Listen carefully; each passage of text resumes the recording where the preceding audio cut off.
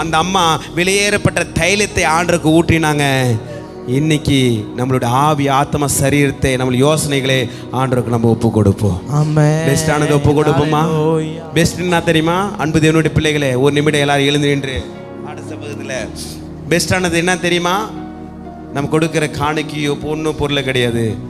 நம்மளை பரிசுத்தமாக ஆண்டருக்கு ஒப்பு கொடுக்க வேண்டும்.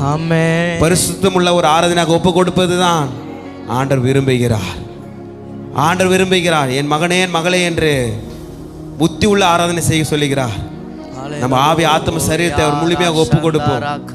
நம்ம பிள்ளைகளை ஒப்பு கொடுப்போம். வயசாகி முடி நினைச்சு போய் பல்லு கொண்டு போய் அப்போ ஆண்டருக்கு ஒப்பு கொடுப்பதில்லை. நம்ம இளமை இருக்கும் பொழுது, இது இளமை இருக்கும் பொழுது ஆண்டவருக்காக இதை ஒன்று செய்ய வேண்டும். அப்பா சொல்றாரு, இந்த சுவிசேஷம் எங்கெங்கெல்லாம் அறிவிக்கப்படுமோ அங்கங்களை இவளை பத்தி பேசுவாங்க. இந்த தாயார் இப்ப அந்த அம்மா இங்க இல்ல, பார்க்க முடியல, அவங்க உலகத்தை கடந்து விட்டு போயிட்டாங்க. ஆனா இன்னைக்கும் எங்கெங்கெல்லாம் பிரசங்கம் பண்றாங்களோ, ஓ கிருபையின் வார்த்தை ஊழியத்துல பட்டிபலத்துல கூட இங்க பிரசங்கம் பண்ணப்படுகிறது.